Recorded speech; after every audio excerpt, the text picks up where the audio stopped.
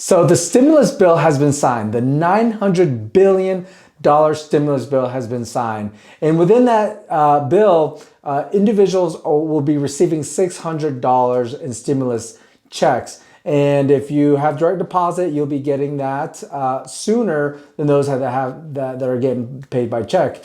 But there's so many other things that were in this huge bill. And what I want to do today is go over some of those things or some of those items that I think are important for us to understand.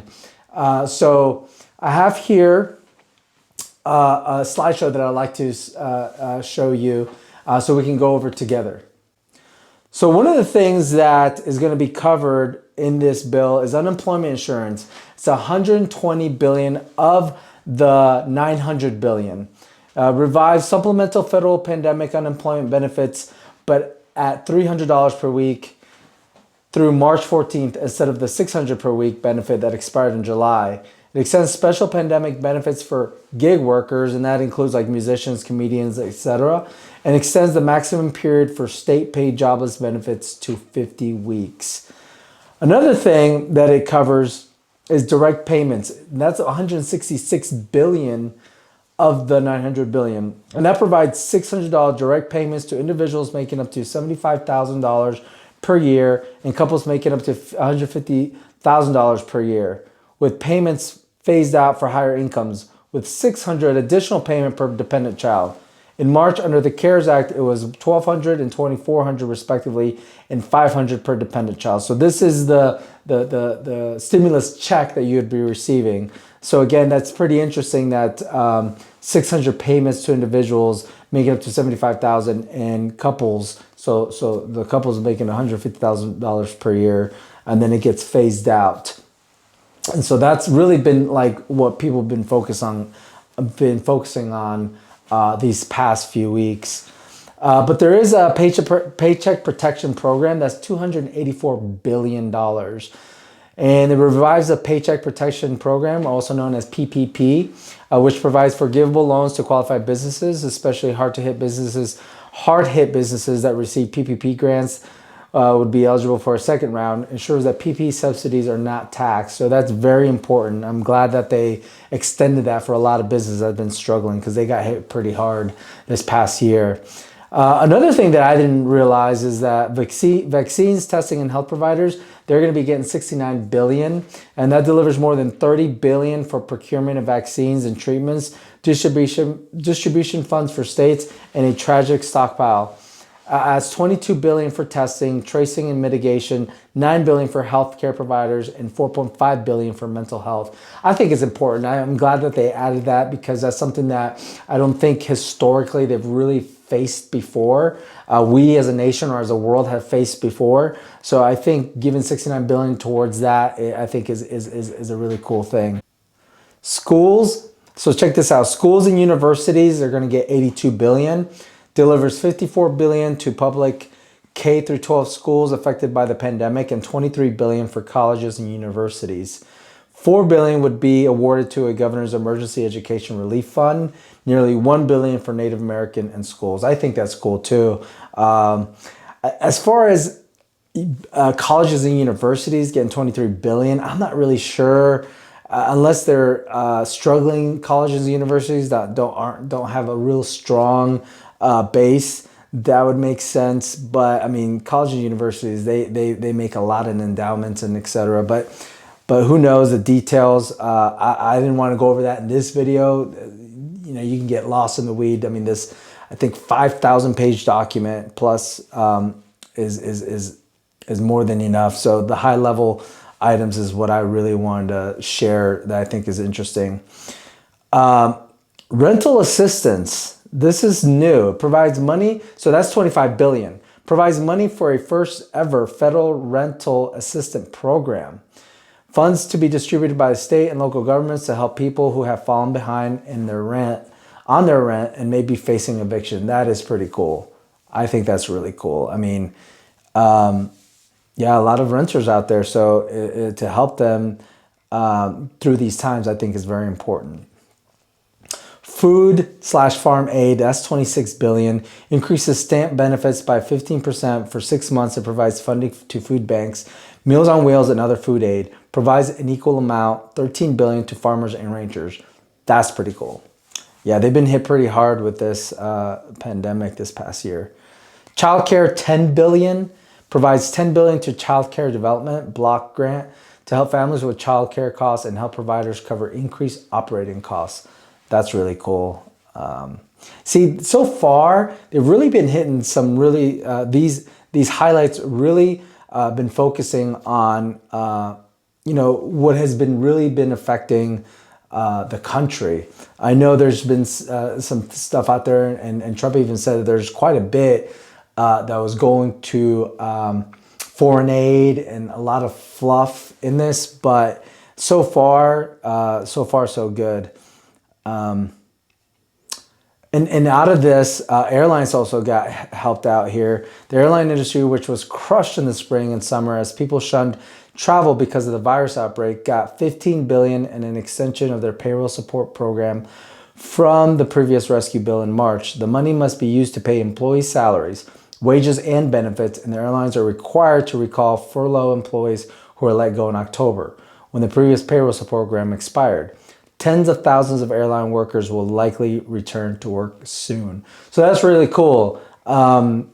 This ended in October, the first round. So they went October, November, December. So 3 months.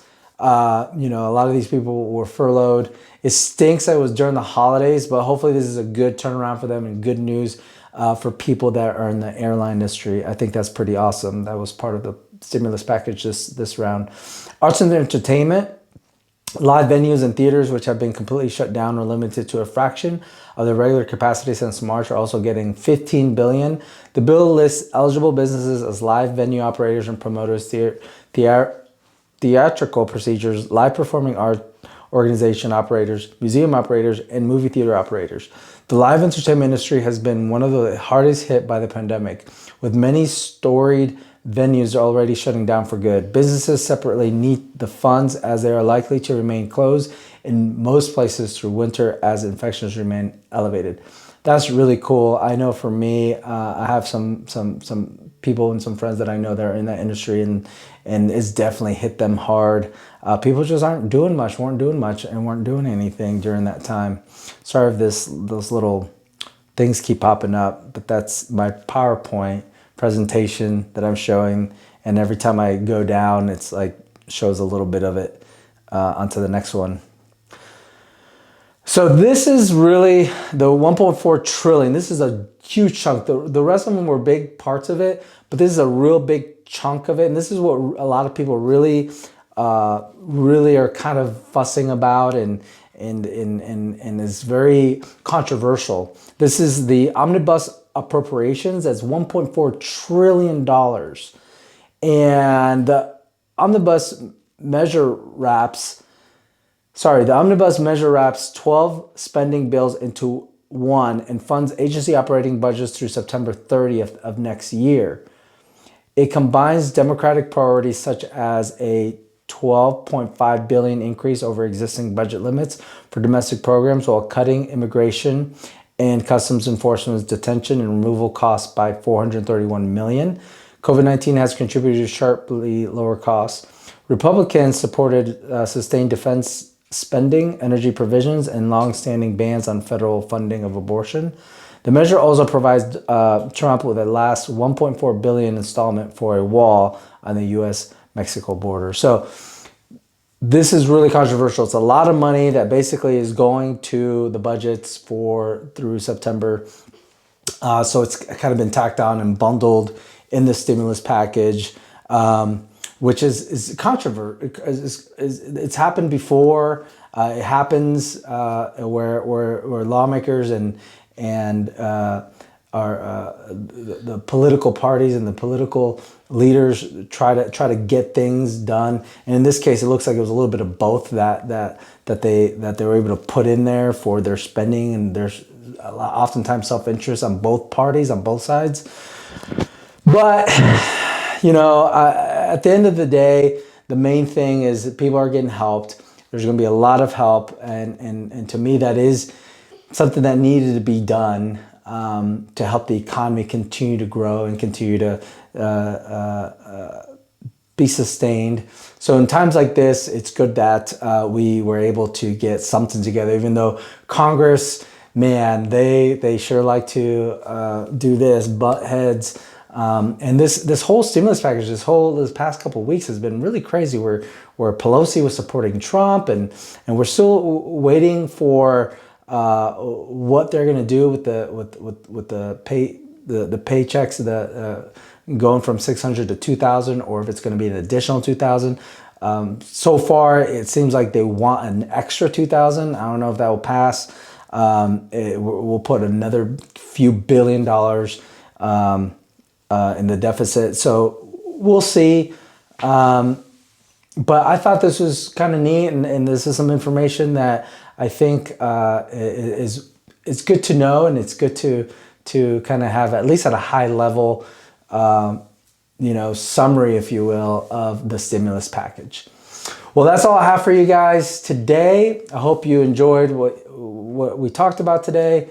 If you enjoyed what you saw and you want to see more of this, I also talk about personal finance. I talk about stocks. I talk about investment, and even some career advice. So please subscribe. It would mean a lot to me. I'm trying to get to 100 subscribers in the next couple of months. And if you can like this video, also helps our algorithm, apparently. I don't even really know what that means, but it helps the algorithm, the YouTube algorithm. So if you can like it, that'd be awesome. Subscribe. Oh yeah, and the notification bell. I always do that. I guess this is a bell. Notification bell. So hope to see you in the next video. Bye.